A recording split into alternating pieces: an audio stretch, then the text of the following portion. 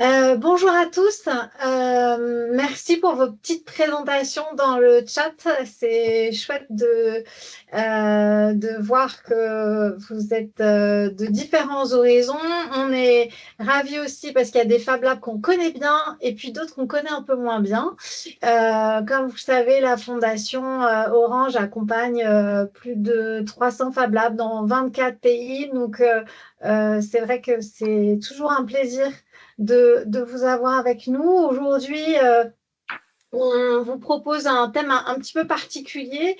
Comme vous le savez, régulièrement aussi, on vous propose des webinaires sur des sujets un peu transverses qui nous semblent intéressants et à partager pour tous et qui pourront être, on l'espère, des outils pour que vous puissiez les utiliser dans vos lieux avec des jeunes ou des moins jeunes d'ailleurs. Et donc, vous pourrez utiliser tous les outils qu'on va présenter aujourd'hui. Donc aujourd'hui, on traite d'un sujet qui est très proche de celui de la dernière fois. La dernière fois, c'était aussi le dernier webinaire avec le Fab Lab. Je ne sais pas si vous vous souvenez pour ceux qui étaient présents. Donc, on avait échangé sur comment faire des ateliers pour travailler sur la sémantique et donc pouvoir justement s'approprier les mots et les outils qui sont dans le Fab Lab, quel que soit le dialecte ou quelle que soit sa langue.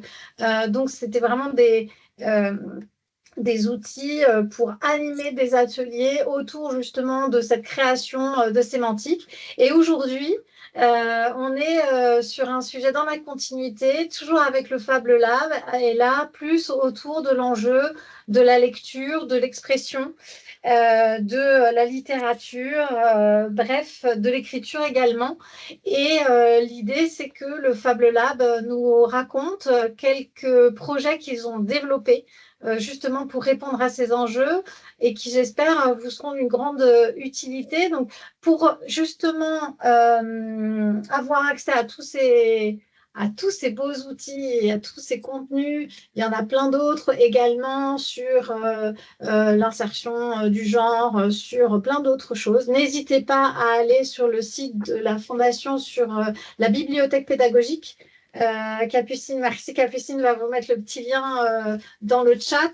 Vous retrouverez plein de contenus, à la fois des formations qu'on a pu soutenir, mais aussi des ateliers de ce type, mais aussi des fiches sur, par exemple, comment faire un four solaire, comment créer des ateliers qui pourront animer vos lieux ou répondre à vos problématiques locales. Voilà, je vais laisser la place, je pense, à Camille et à Yacine. Merci beaucoup à vous deux pour votre présentation. Et puis, n'hésitez pas, il y aura un temps d'échange et de questions-réponses à la fin. Donc, soit vous les notez dans la conversation au fur et à mesure, mais on aura aussi évidemment une interaction euh, à la fin de cette session. Voilà, merci beaucoup et merci d'avance à Camille et Yacine pour leur présentation. Merci Séverine, merci pour l'organisation de ce temps, merci à toutes et tous d'être venus nombreux. Alors moi je suis Camille Brèche, je suis formatrice à l'association Fab Lab. Donc moi je représente plutôt la dimension littéraire de nos actions et je suis accompagnée de mon collègue Yacine. Je te laisse te présenter. Oui, bonjour à tous. Donc je m'appelle Yacine, je suis le Fab Manager, donc je pense que vous êtes tous un peu au fait des Fab Labs et vous savez à peu près ce qu'est le métier de Fab Manager, mais en gros je m'occupe des machines, mais pas que. Je m'occupe aussi de la conception, de l'animation, des ateliers et des objets qui vont avec. On aura aussi l'intervention un peu plus tard dans la présentation de Bruno Schneider de l'association Perspective. Peut-être si tu veux bien te présenter maintenant et on te laissera la parole plus tard. Bonjour tout le monde. Donc, comme Camille l'a dit, mon nom est Bruno Schneider et je suis directeur d'une association qui s'appelle Perspective en Belgique. J'aurai l'occasion de vous parler d'un projet qu'on mène avec le Fab Lab. Merci. Alors, Fab Lab, je pense que vous avez toutes et tous identifié un petit jeu de mots, puisque ça ressemble beaucoup à Fab Lab. En fait, dans le Fab Lab, il y a le Fab, donc la dimension de fabrication. Il y a aussi la Fable pour l'aspect langagier et littéraire, et puis le Lab pour la dimension d'expérimentation, puisque nous, on travaille à créer des outils et des dispositifs de médiation pour que les mots, l'expression, la littérature contribuent à dessiner une société plus inclusive. En fait, on pense vraiment que chacune et chacun doit être plus libre grâce aux mots. Et donc, on voit la littérature vraiment comme un vecteur d'émancipation, mais aussi comme des expériences fédératrices. Et on veut aussi lutter contre les inégalités qui peuvent être souvent liées à une moindre maîtrise du français. Voilà, et donc ça passe par deux axes d'action. La médiation littéraire, donc en fait on fait de la médiation culturelle par la littérature, où l'idée c'est de partager au plus grand nombre le plaisir de lire et d'écrire, mais aussi tout un travail de médiation linguistique, où là on travaille avec des chercheurs et des chercheuses, anthropologues, linguistes, sociologues, à étudier en quoi les difficultés d'expression en français peuvent poser problème au quotidien pour tout un tas de personnes dans leur accès à leurs droits, dans l'accès aux soins, dans l'accès au travail. Et donc nous, à partir de ces enquêtes, de ces études, on crée des dispositifs pour pallier et lever ces difficultés. Et donc aujourd'hui, nous, on va faire un focus avec vous sur plutôt l'aspect médiation littéraire, parce qu'on a créé des outils. Alors, comment on travaille? En fait, nous, on crée des dispositifs et des outils qu'on va expérimenter en atelier avec les gens. Souvent, d'ailleurs, on fabrique nos outils avec les gens en atelier, à partir de leurs envies, à partir de leurs besoins, à partir de leurs problématiques.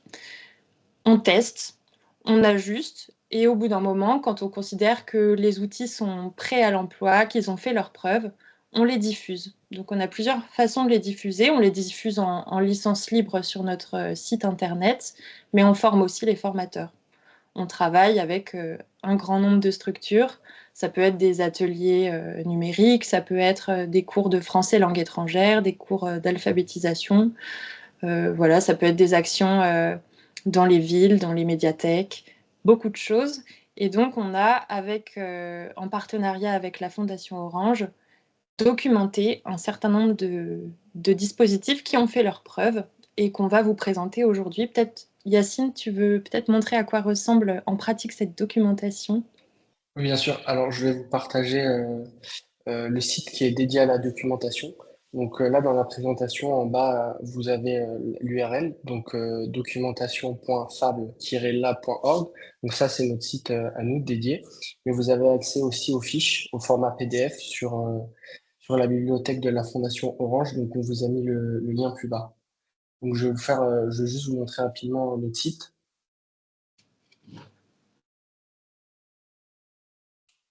Alors, je ne sais pas si vous voyez bien, en principe c'est bon. Oui. Ouais.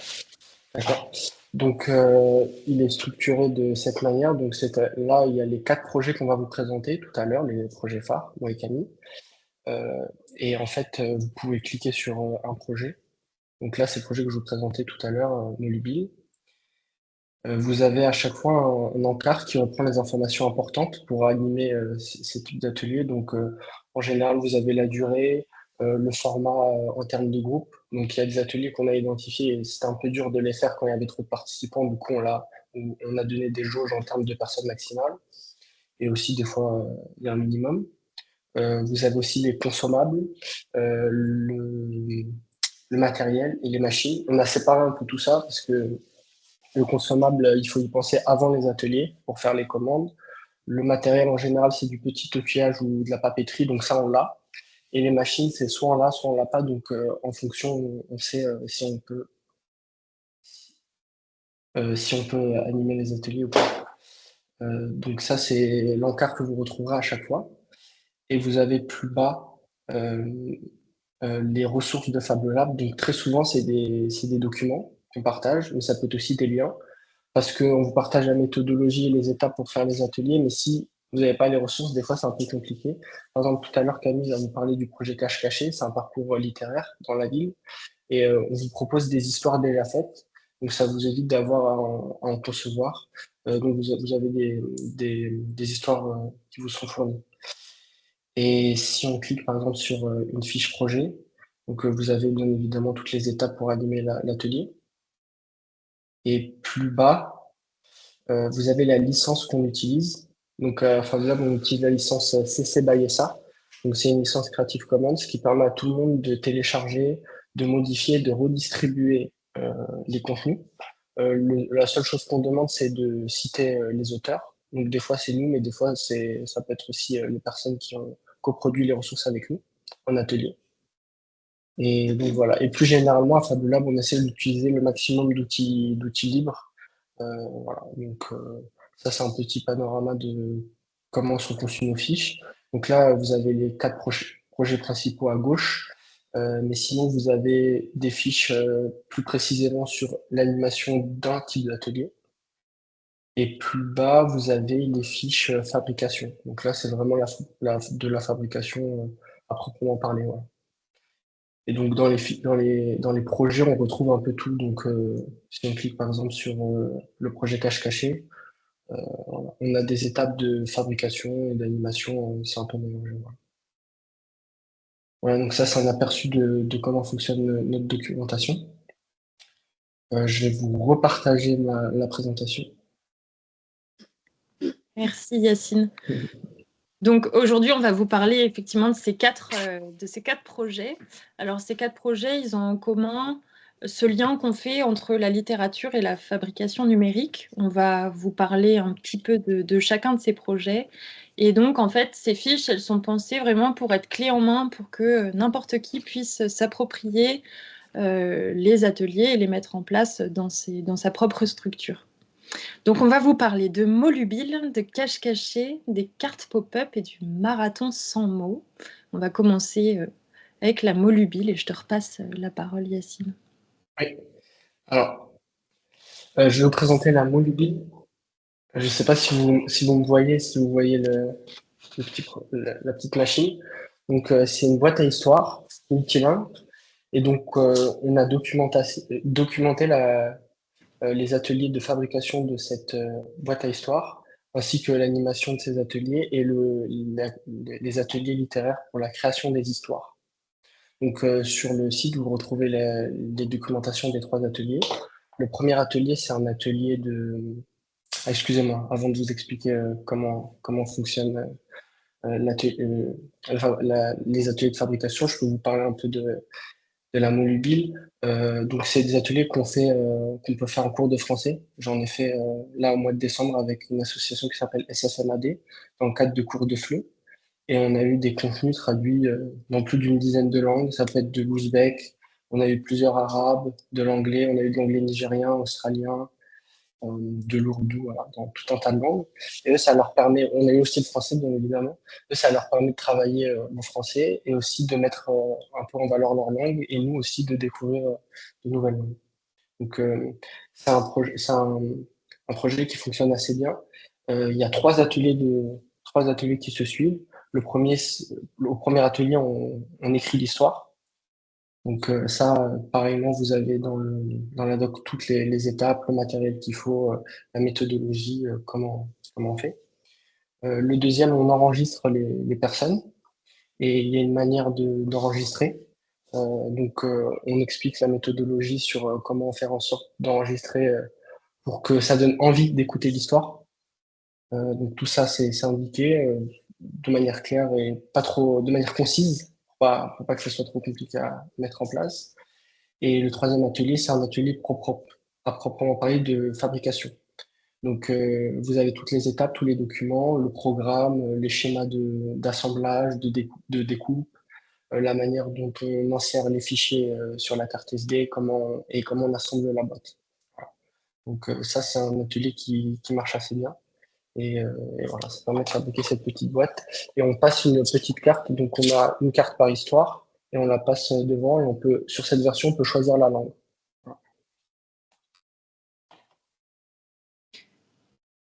Merci Yacine.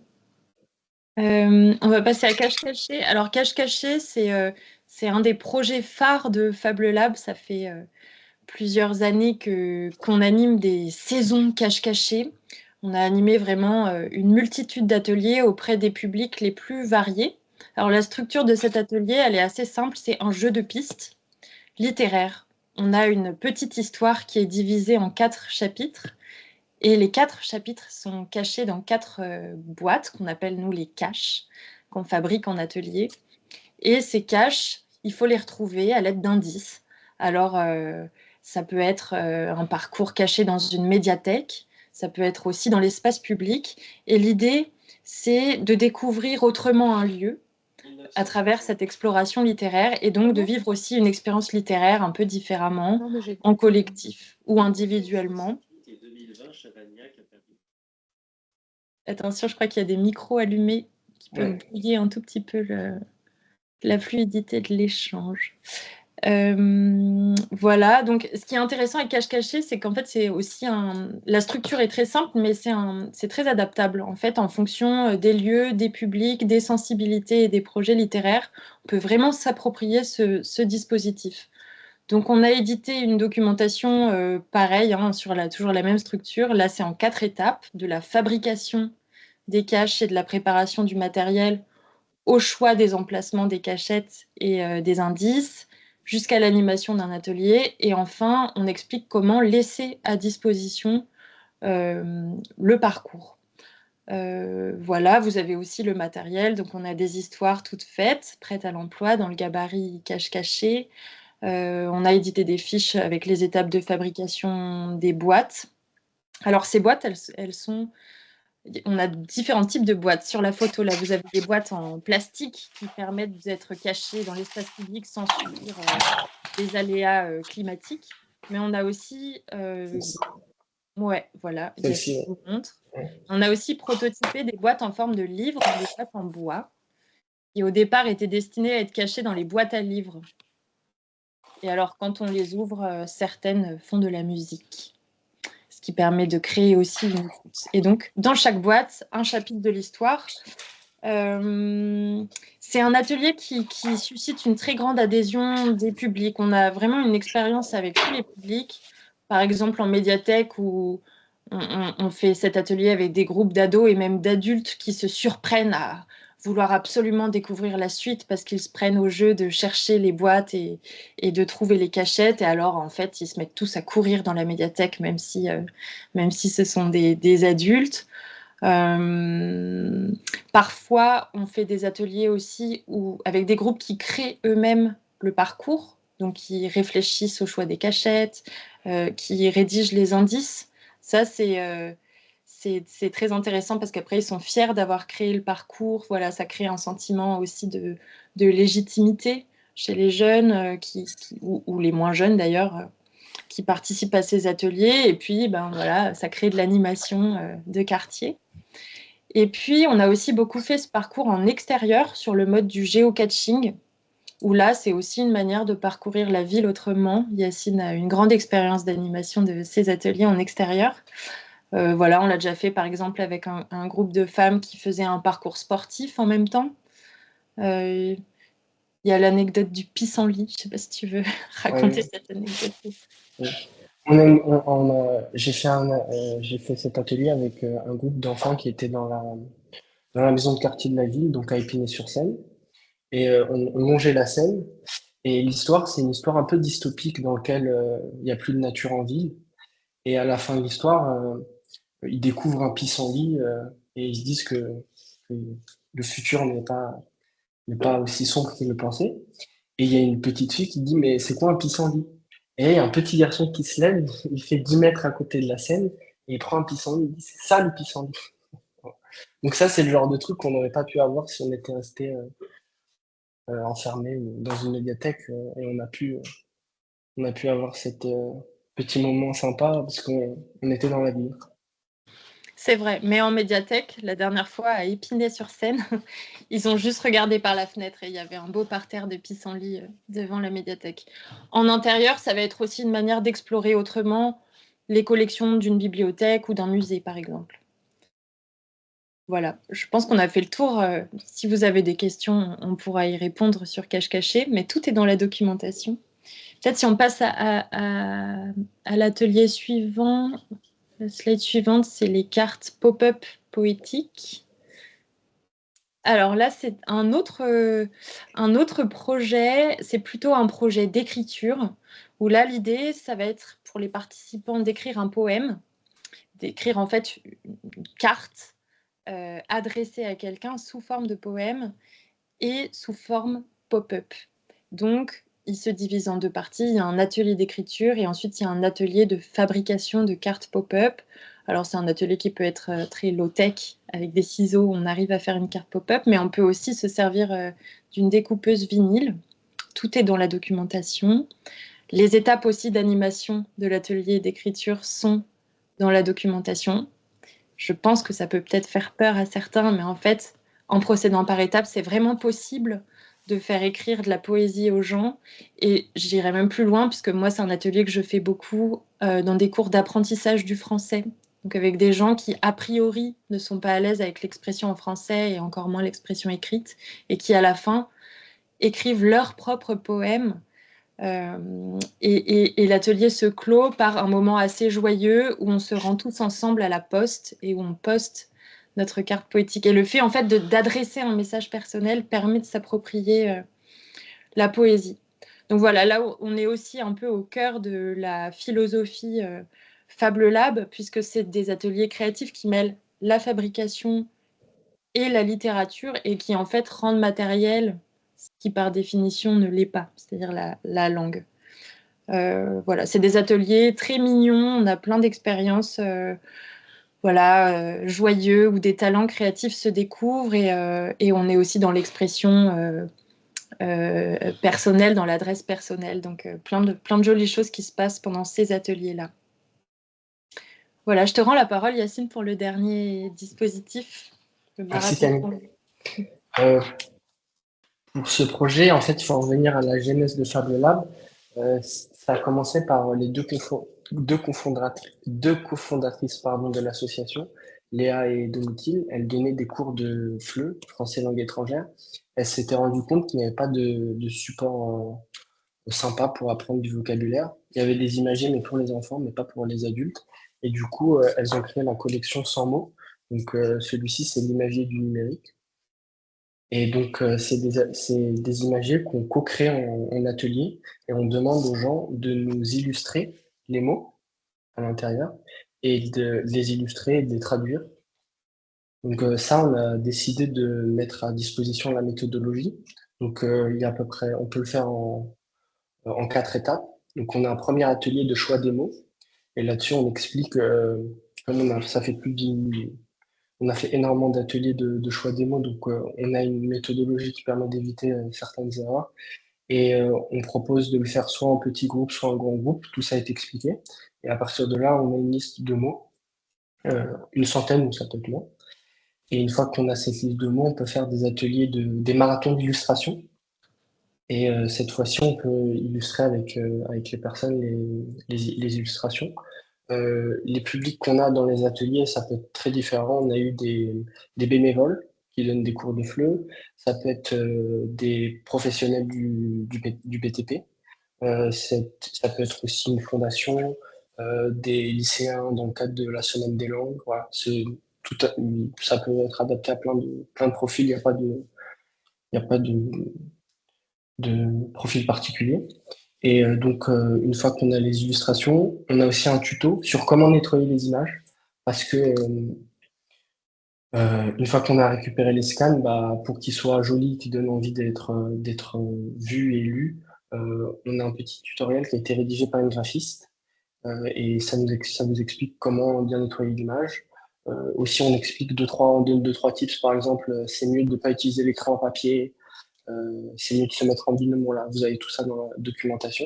Et c'est bien de le savoir. Et nous, on a fait les erreurs pour vous, donc on le documente.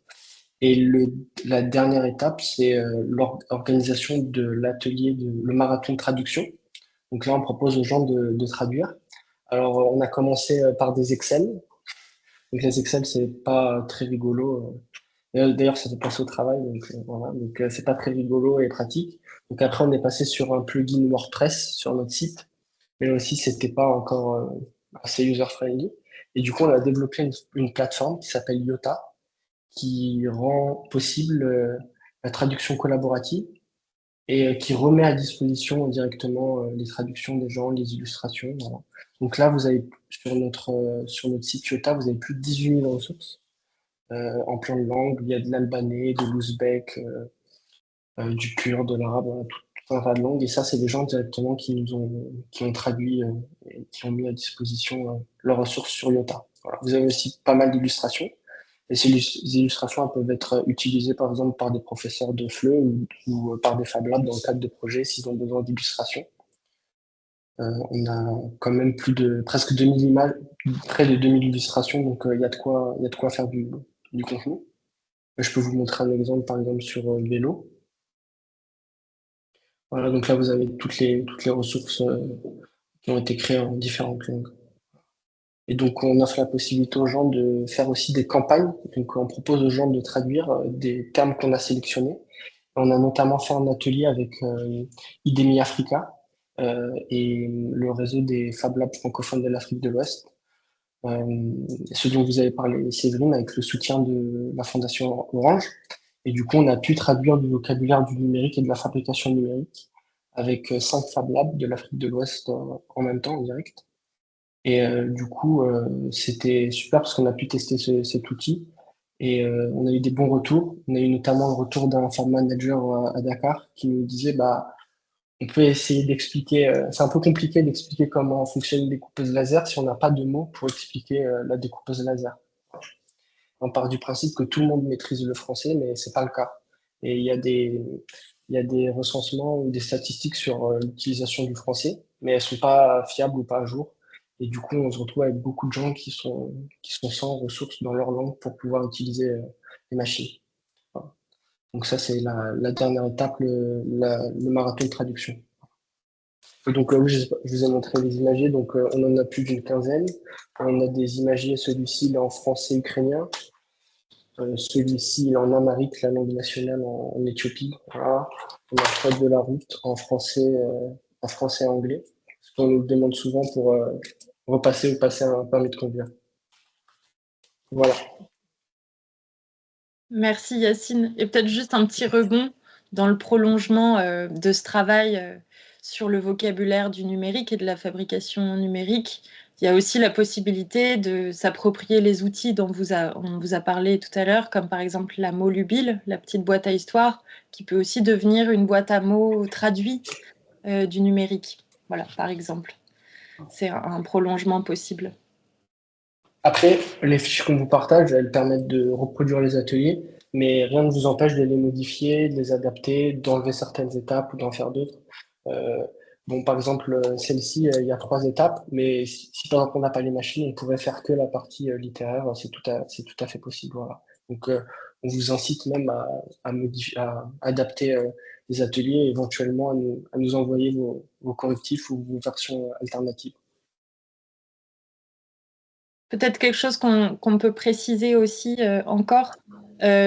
Nous, on est motivés aussi par l'envie de travailler avec les adultes, là où sur les aspects de langage, de médiation vers la lecture, beaucoup de choses sont faites pour les enfants. Nous, on veut vraiment travailler avec les adultes.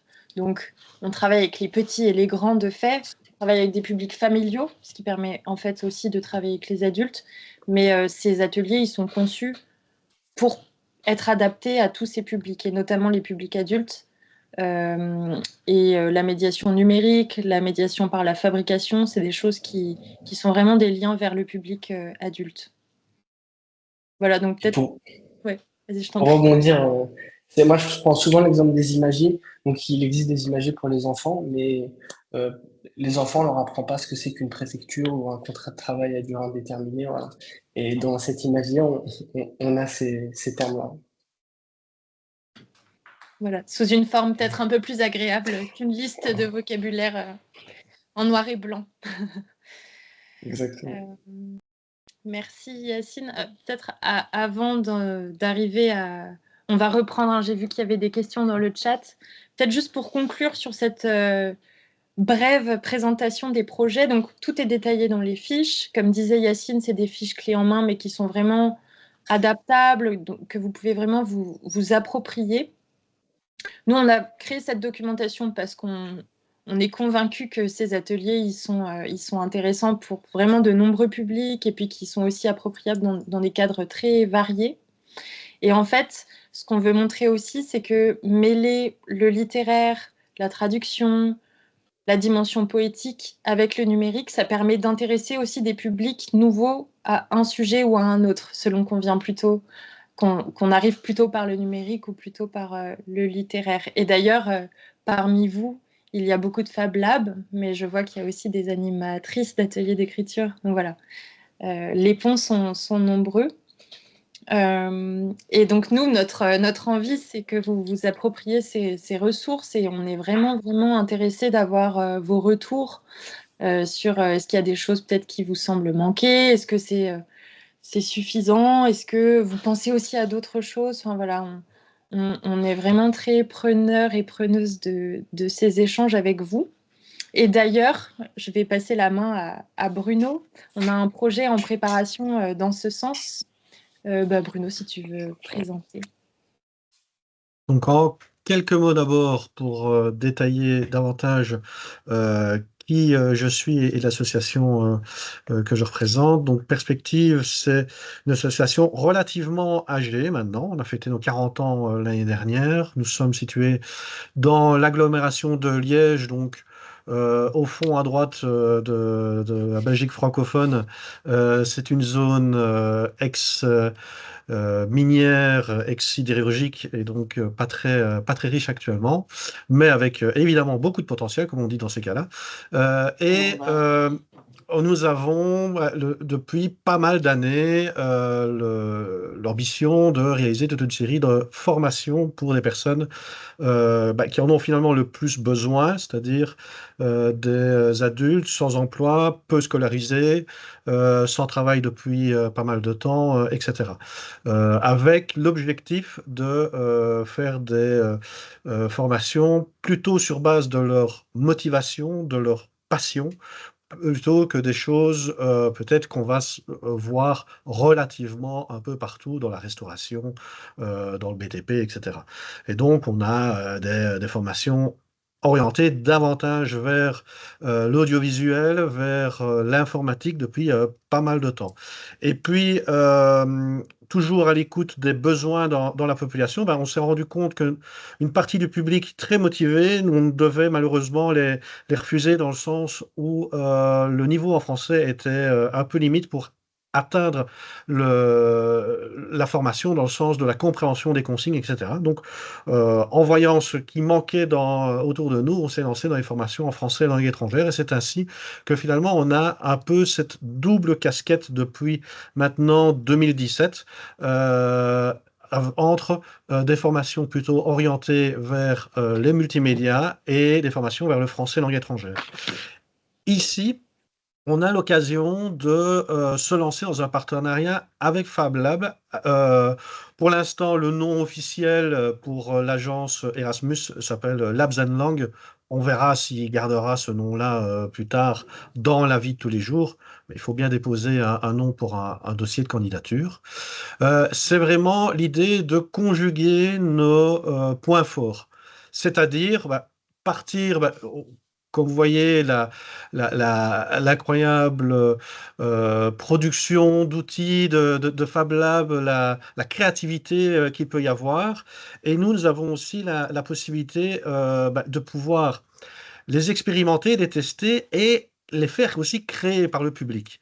Un public donc d'adultes et avec la particularité peut-être que nous sommes dans une zone avec une certaine variété d'origine et des langues d'origine des personnes. Encore actuellement, on a pas mal, évidemment, de personnes qui viennent d'Ukraine, de Syrie, d'Irak, de Palestine, mais aussi du Sri Lanka, de Corée du Sud, du Brésil, du Venezuela. Donc, ça permet ainsi de pouvoir avoir une multiplicité des regards culturels sur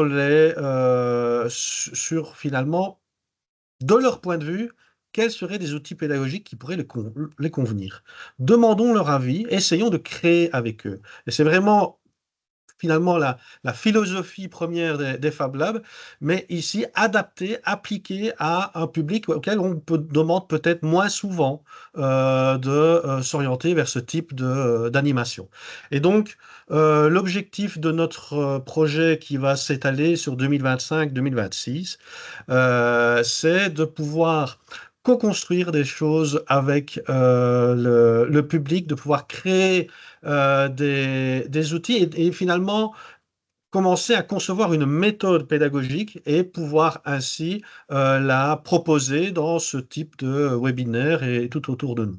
Voilà un peu en résumé ce vers quoi on va. C'est quelque chose qui nous a fort attiré.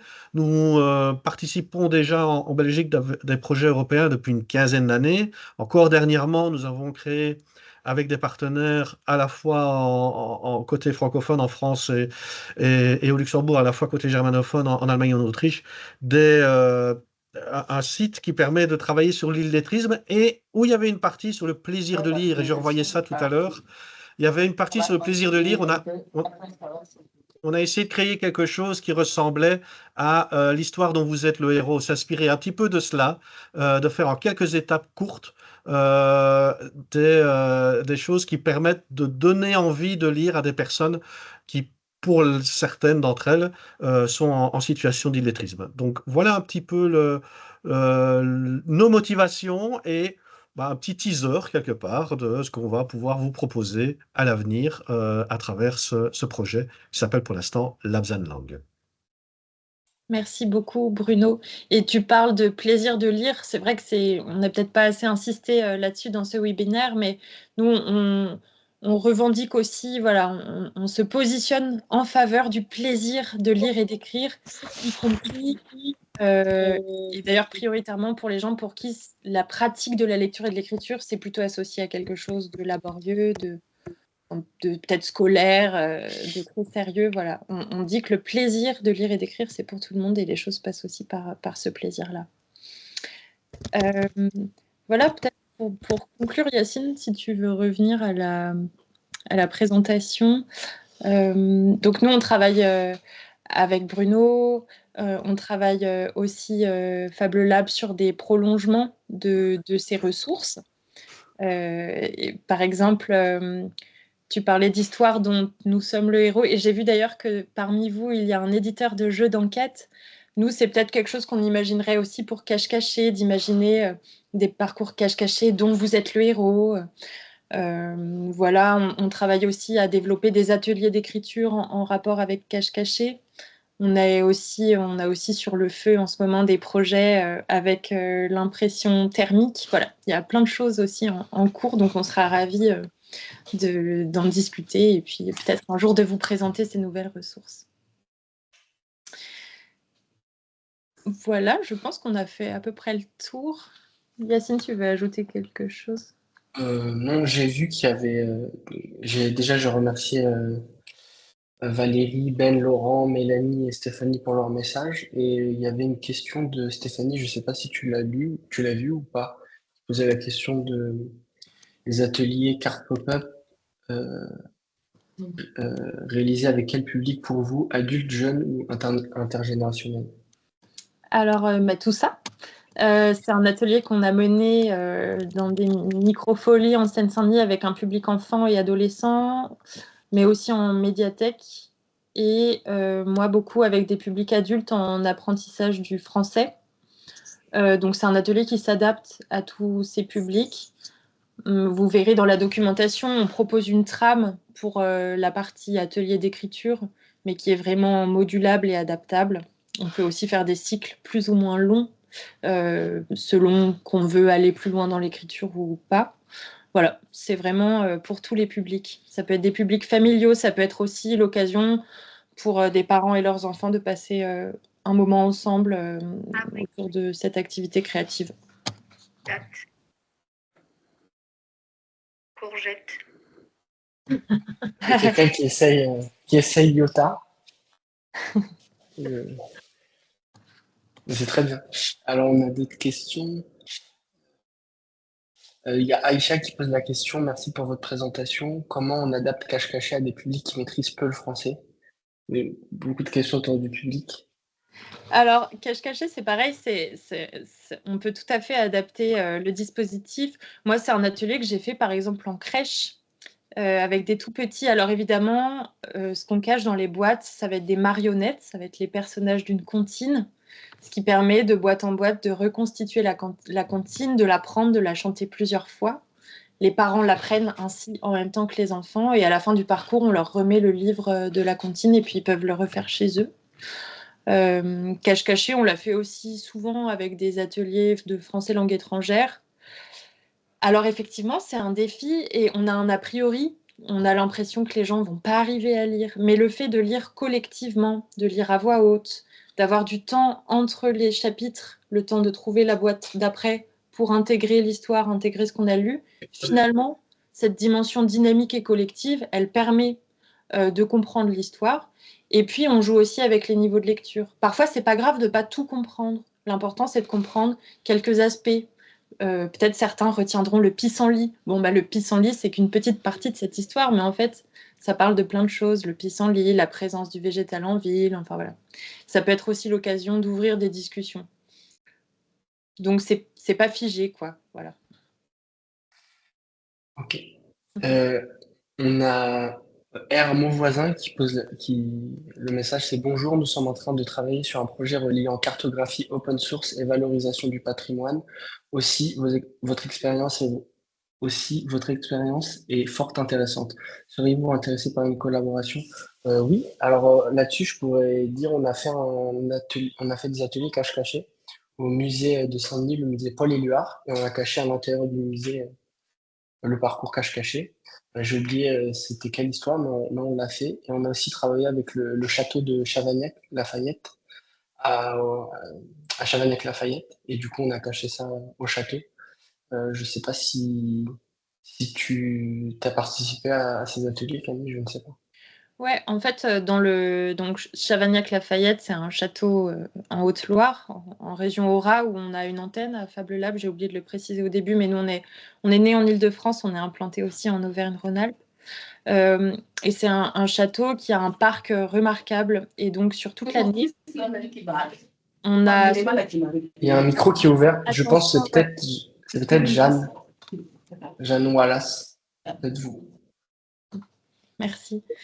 On a un parcours cache-caché en fait, qui est installé à l'année dans le parc. Donc, ce n'est pas des boîtes en bois, c'est des boîtes en inox. Ça résiste bien aux intempéries. Et ça permet de visiter le parc, qui est un parc remarquable avec voilà, une valeur patrimoniale aussi. Effectivement, cache-caché, c'est très intéressant pour découvrir le patrimoine.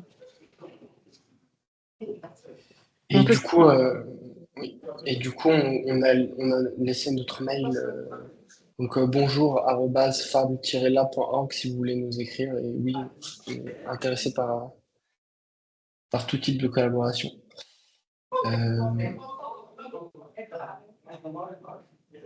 Il y a Stéphanie. J'ai pas vu le premier message de Stéphanie. On a Catherine qui pose la question sur les fichiers de fabrication, comme la boîte à histoire. Alors normalement, ils sont sur le site de la documentation. Je vais essayer de vous partager ça. On va repartager les liens peut-être en fin dans les commentaires. Alors par exemple, Molubile, si on va sur ici, on a accès aux fichiers, donc outils Fab Lab ou de ressources. Donc là, on a le fichier de découpe si on clique dessus. Là, je peux pas vous le montrer vu que ça va me ramener sur un autre lien, mais tous les fichiers sont là. Et s'ils ne sont pas là ou si il y a un problème ils sont pas à jour ou c'est une mauvaise version, vous pouvez nous écrire à cette adresse à bonjour@fable-lab.org. Moi, j'avais une petite question. Vous avez fait plein d'ateliers très différents. Est-ce que justement vous mettez des exemples dans vos fiches justement très concrètes et vous évoquez ces exemples-là? Je me souviens plus, j'avoue. Alors, pas directement dans la documentation qu'on a voulu la plus Ouais. neutre possible. En revanche, Mhm. on communique sur nos actions. Donc, il y a plusieurs manières de regarder des exemples concrets de ce qu'on fait. Sur notre site web, qui d'ailleurs va être amélioré. Bientôt, il y aura une nouvelle version qui sortira avec justement des exemples très concrets des actions. Il y a notre communication sur les réseaux sociaux. Et puis, on peut aussi tout à fait en parler. C'est quelque chose qu'on n'a pas précisé, mais nous, on est aussi disponible pour vous rencontrer, pour animer un premier atelier avec vous, par exemple, faire des retours sur nos expériences avant que vous lanciez vos propres cycles d'ateliers. Enfin, plein de possibilités, mais en tout cas, on peut aussi vraiment en parler. Il ne faut pas du tout hésiter à nous contacter. Mais je pense que c'est super intéressant parce que ça peut être très inspirant, tu vois, en fonction, si tu te dis, bah voilà, je veux me lancer, mais après, pour concrétiser, avoir un exemple concret, c'est toujours chouette, quoi. Oui.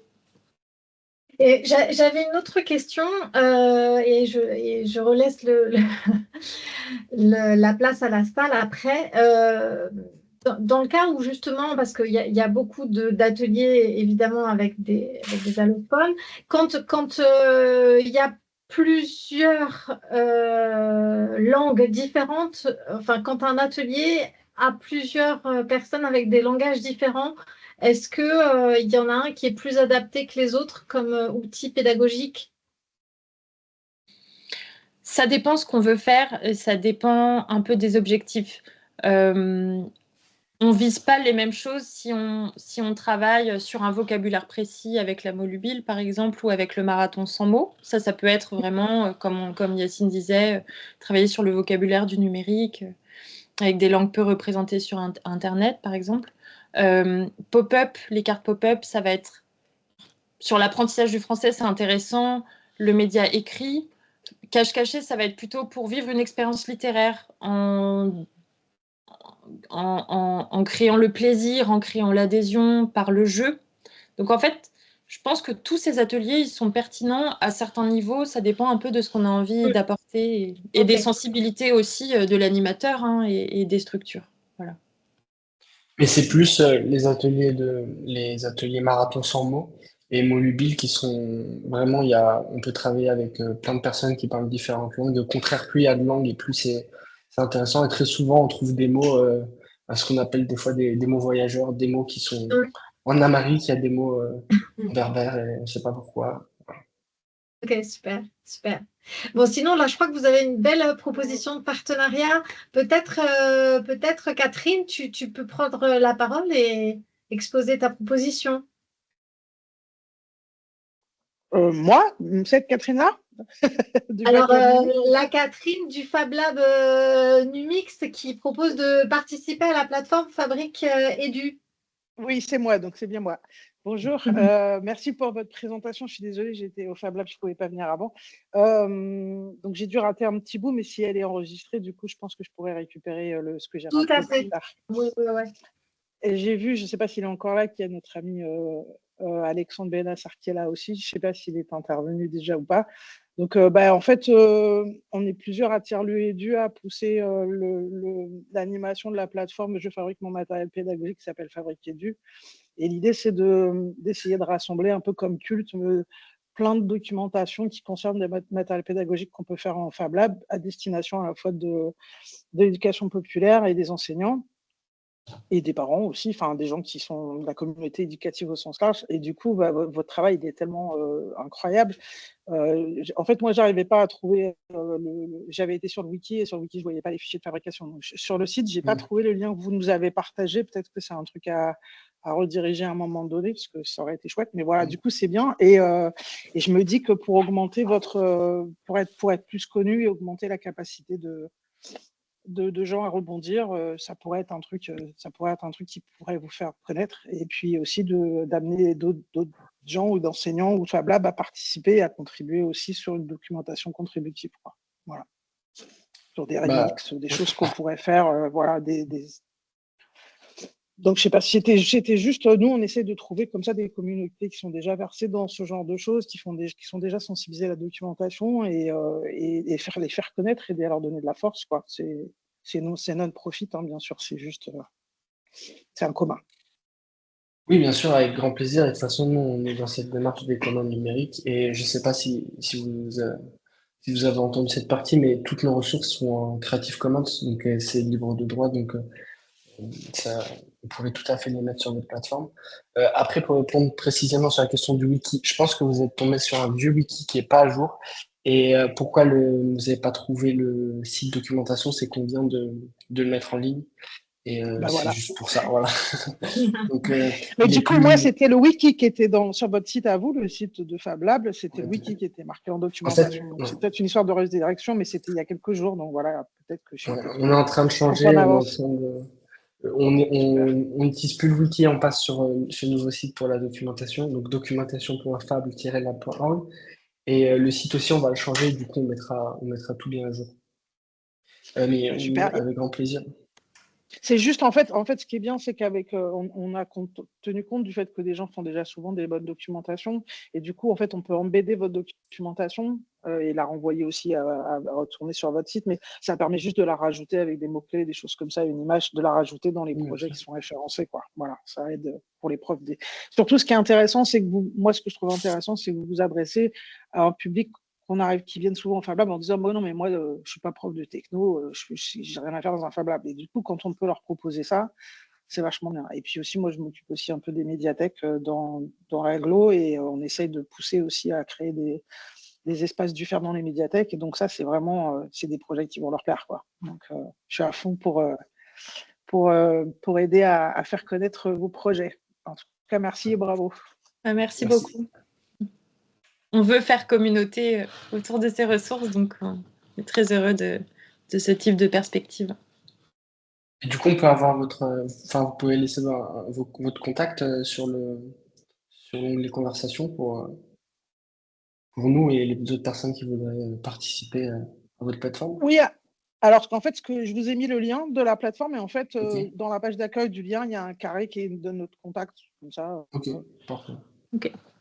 Enfin, il est vraiment, dans la présentation, à la fin, il y a le contact. Je veux bien le remettre, mais c'est aussi bien peut-être de regarder la plateforme avant. Non, mais si vous on voulez, peut je le passer remets. Non, si on peut passer par l'onglet, le site directement, c'est bon. Je vous remets le lien et je vous remets le mail. Comme ça, vous aurez les deux. Ok. Merci.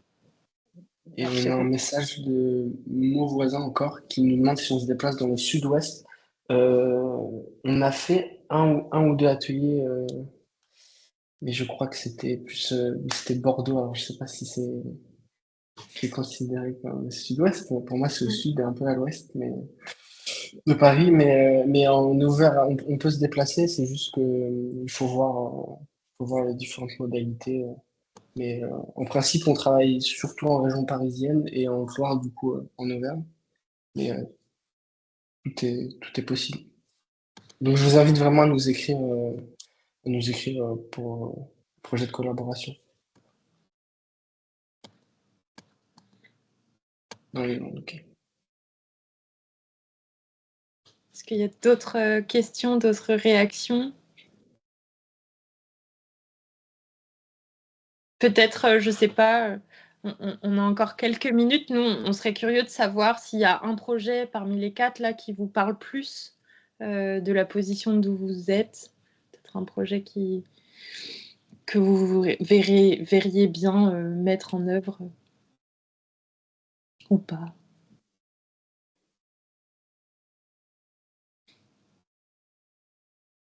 Je pense qu'il y a parmi vous une majorité de Fab Lab. Ouais, l'atelier Quartier Pub. Cache-caché. Ouais. Ta histoire, ok. Bah, il y a un peu de tout. Ouais, c'est ça. Top. Super. Super, ouais, non, mais faut pas hésiter à partager vos expériences si vous les mettez en place. Alors, soit par les réseaux, soit autrement, mais ou si vous avez besoin qu'on fasse le lien à la Fondation Orange, on se fera un plaisir, n'hésitez pas. Voilà, c'est hyper important que justement on puisse essaimer et développer et donner envie à d'autres aussi de développer ce type d'outils. Donc voilà, encore bravo à vous. Je réponds aussi à une question qui était sur le financement. Juste pour dire qu'effectivement, il arrive parfois que la Fondation soutienne des communs. Et souvent, c'est comme ça qu'on a des webinaires, hein, donc sur différentes thématiques. Alors, je vous avoue que ce n'est pas le cœur de notre accompagnement, pas du tout. Hein, c'est vraiment très ponctuel, comme je l'évoquais. On a eu des sujets sur l'intégration du genre, on a eu des sujets...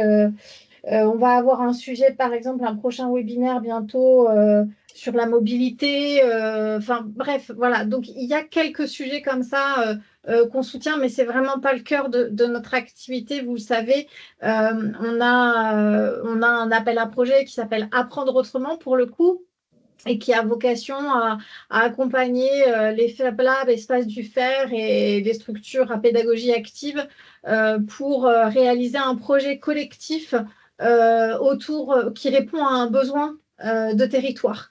Et donc, voilà, l'appel à projet, il est principalement centré sur ça, mais occasionnellement, on peut avoir des soutiens sur du commun comme ceux-là. Voilà, mais évidemment, c'est très ponctuel et Fab Lab pourra certainement vous donner d'autres éléments de financement, mais nous, on n'est qu'une partie. Merci. Séverine, pardon, on est passé à côté de cette question. Oui. Donc nous, outre la Fondation Orange qui nous soutient sur ce projet et sur notre langue, Nos langues, notre pouvoir. Oui, c'est mieux. On repose sur des subventions publiques, sur du mécénat et puis sur des prestations aussi. Voilà. Pour compléter. Et donc, il y a un gros intérêt que je partage également hein, sur ce que vous allez faire dans le cadre d'Erasmus, là, avec nos amis belges. Donc, vraiment, ça a l'air top aussi. Et je pense que ça intéressera évidemment énormément de monde de poursuivre ce travail justement sur l'apprentissage de la langue. Merci à vous pour tout ce que vous allez pouvoir développer ensemble et n'hésitez pas à communiquer dessus. Je suis sûre que beaucoup seront intéressés. Ok, écoutez, on est pile à l'heure. Voilà, j'espère que ça vous a plu. Encore un grand bravo à l'équipe du Fab Lab. Je rappelle que toutes les infos sont donc disponibles sur leur site et sur la bibliothèque pédagogique de la Fondation avec plein d'autres supports. Ce webinaire a été enregistré, donc je vais envoyer l'enregistrement et la petite présentation dans les prochains jours. N'hésitez pas à transférer à qui vous semble intéressant. Voilà, en tout cas, je vous souhaite une très très belle journée et à bientôt pour un prochain webinaire et une très bonne journée. Et merci encore à vous. Merci. Merci à tous. Merci Séverine, merci Bruno, merci Capucine. Merci. Merci Camille, pardon.